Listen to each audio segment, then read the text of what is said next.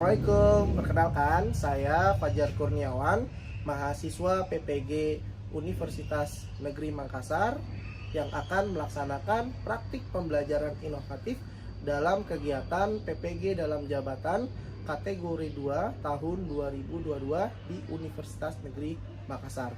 Saat ini saya berada di SMP Sidkia Islamic School untuk melaksanakan PPL praktik pembelajaran inovatif. Wabarakatuh. Waalaikumsalam warahmatullahi wabarakatuh. Alhamdulillahirobbilalamin wassalatu wassalamu ala Rasulillah wa ala alihi washabbihi wa man wala. Gimana kabarnya hari ini? Semua sehat?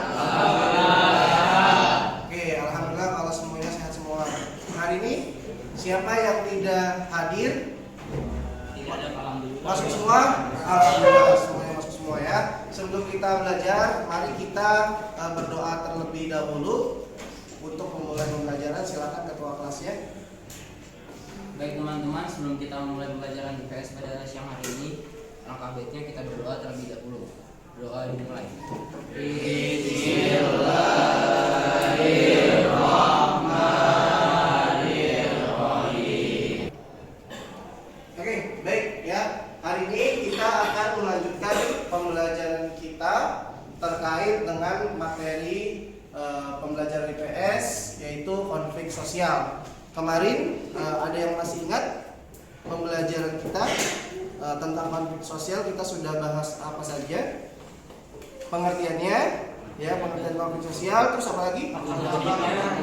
Ya, bentuk-bentuk konflik sosial dan faktor penyebab konflik sosial. Ya, maka hari ini kita akan mempelajari lanjutan dari materi kita pada pagi hari ini, yaitu pertama adalah kita nanti akan mampu menjelaskan konflik ya, atau contoh konflik dari yang pernah terjadi di Indonesia. Kata depannya adalah DA. Oke ya, siap? Ya, pikir dulu 5 detik. Ya, pikir dulu 5 detik. Oke, sekarang mulai dari barat. Dasi. Dayak, oke, boleh. Dagu, oke.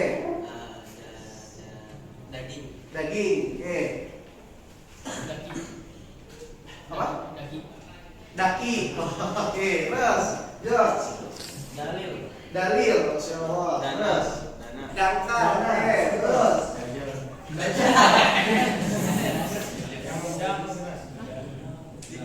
Apa?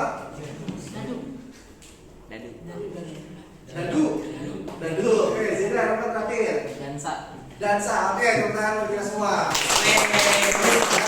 Hari ini akan menjelaskan tujuan pembelajaran kita pada pagi hari ini, ya, sebagaimana lanjutan pertemuan kita sebelumnya. Yang pertama, nanti kalian akan dapat ya mengidentifikasi contoh dari apa?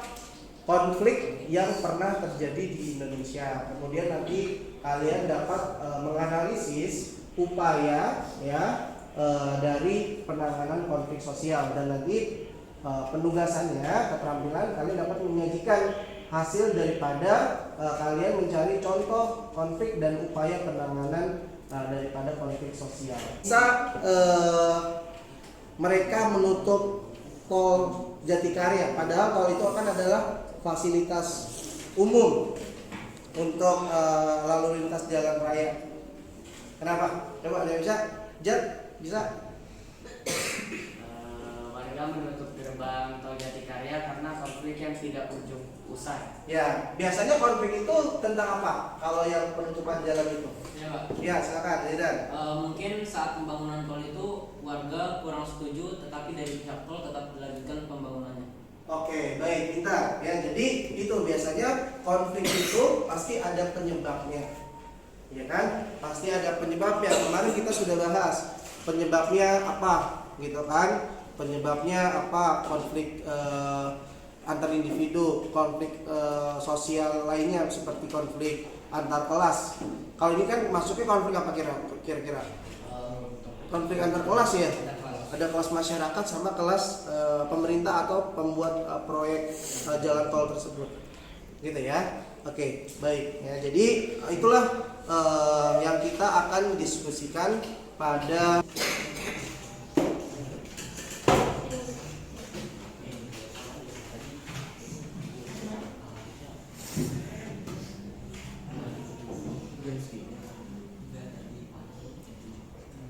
yang terjadi di sana.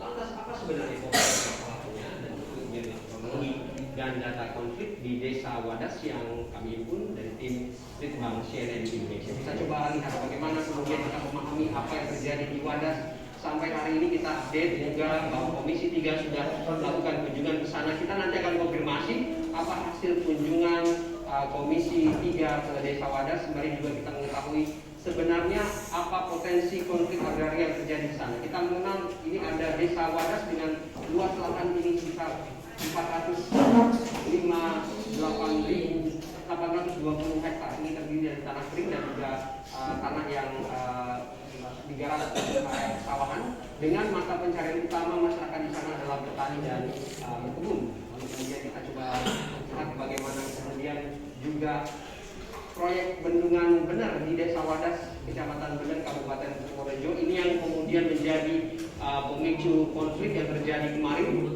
Puncaknya bisa dikatakan begitu, di mana ada aparat kepolisian yang mendatangi Desa Wadas untuk mengamankan sejumlah warga di sana. Kita ketahui bahwa di sana sedang dilakukan pembangunan bendungan bener, dan untuk membangun bendungan ini memang dibutuhkan bahan galian, yaitu berupa tanah andesit, dan juga ditambang di kecamatan yang sama dengan jalan tambang ini kurang dari 10 km, dan kemudian masih dalam kecamatan yang sama. Ini diklaim oleh warga akan berpotensi untuk merusak lingkungan. Nah, inilah kemudian yang menjadi pemicu kenapa ada kelompok masyarakat yang akhirnya membentuk dua kubu, di mana disebutkan juga di sana bahwa ada masyarakat yang setuju dengan pembangunan tersebut dan penambangan tersebut. Ada juga kelompok masyarakat yang tidak setuju dengan pembangunan dan penambangan. Oke, sekarang Bapak berikan waktu kalian untuk berdiskusi dengan mengerjakan LKPD yang Bapak berikan kepada kalian, yang sudah Bapak berikan. Dikerjakan ya, cari contoh. Di situ sudah tertera ya petunjuknya. Cari contoh konflik yang pernah terjadi di Indonesia ya, kemudian akibatnya apa ya. Pasti kalau ada konflik ada akibatnya. Nah, terus cari cara penanganannya ya, cari penanganan konflik itu seperti apa ya. Boleh kalian cari referensi atau data seluas-luasnya di internet melalui handphone kalian masing-masing. Ya, jadi semuanya harus berdiskusi aktif, saling bekerja sama untuk memecahkan masalah yang ada di materi pembelajaran kita pada pagi hari ini. Oke, silakan ya untuk bisa didiskusikan bersama kelompoknya masing-masing. Setelah itu nanti ada pemaparan presentasi dari masing-masing kelompok dan ditanggapi oleh kelompok lainnya. Oke, silakan diskusi. Udah ketemu konfliknya, konflik apa? Konflik apa yang pertama? Desa Wadas. Nanti dicari ya.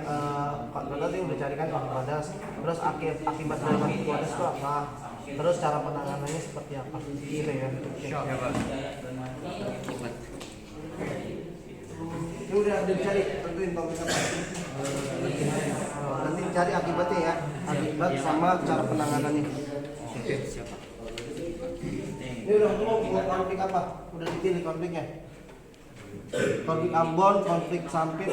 Nah, nanti dijelasin dari konflik Ambon itu akibatnya apa, Sampit apa, dan cara penanganannya seperti apa, gitu ya.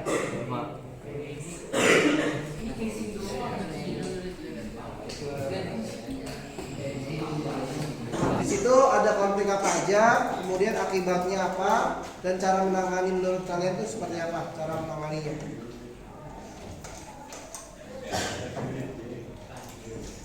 Oke, silakan.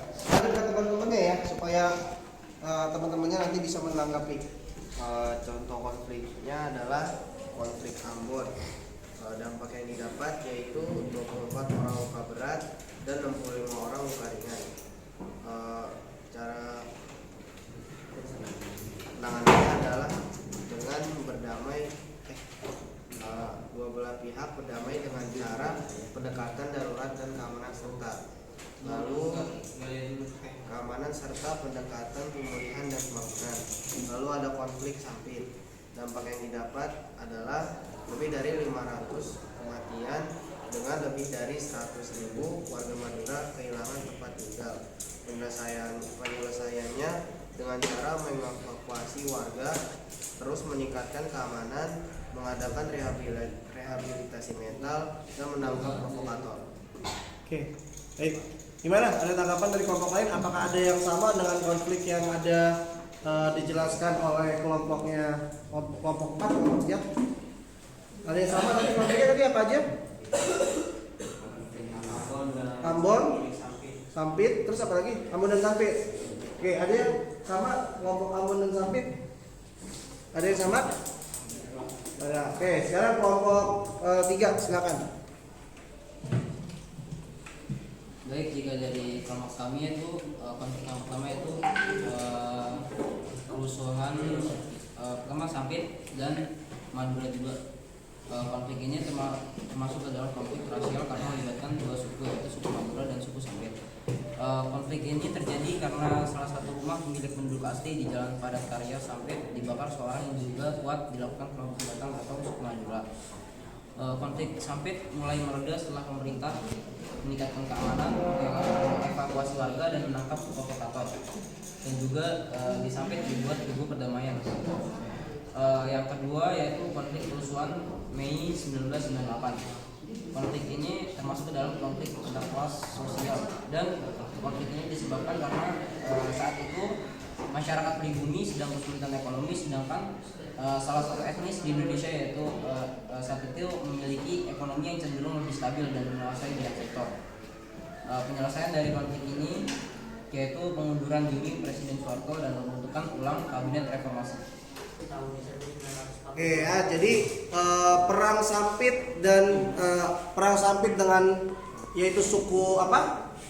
Suku Madura dan suku Dayak ya tahun 2001 itu adalah salah satu contoh konflik yang pernah terjadi di Indonesia. Itu dia masuknya apa? Bentuk konflik apa? Etnis ya, konflik etnis, konflik kesukuan. Ya, waktu itu dia tahun 2001 banyak korban jiwa di sana ya akibat daripada konflik Sampit tersebut ya, banyak korban jiwa, banyak penduduk yang terisolasi di sana, ketakutan dan dalam bahaya. Karena pada saat itu konfliknya agak susah untuk diredakan. Oke. Baik, kita simpulkan dulu apa yang menjadi materi kita pada hari ini. Kita membuat kesimpulan ya. Oke, kesimpulannya contoh dari konflik yang terjadi di Indonesia tadi masing-masing. Pertama ada apa? Ada konflik perang Sampit ya, yaitu konflik yang terjadi antara suku Dayak dengan Madura. Kemudian ada konflik apa lagi? Wadas. Ya, kemudian ada konflik tahun 1998. Itu masuk bentuk apa? Bentuk konflik politik. Terus ada konflik apa lagi tadi yang menyebutkan? Ambon, ya. Ada konflik apa lagi tadi? Ya, pengusiran mahasiswa Papua di Yogyakarta.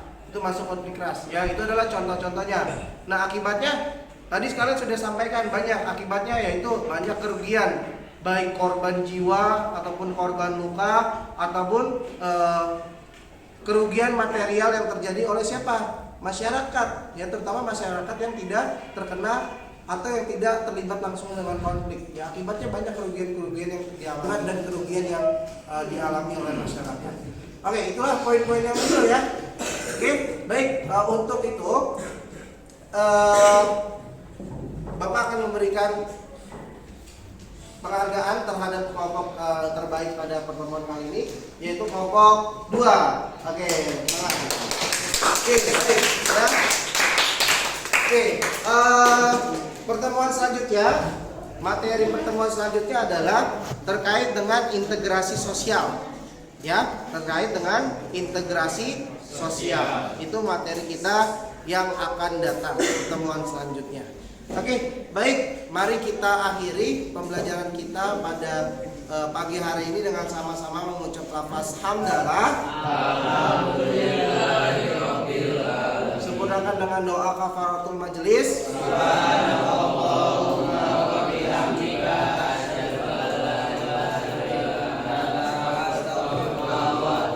Kurang lebihnya mohon maaf. Wassalamualaikum warahmatullahi wabarakatuh. Waalaikumsalam.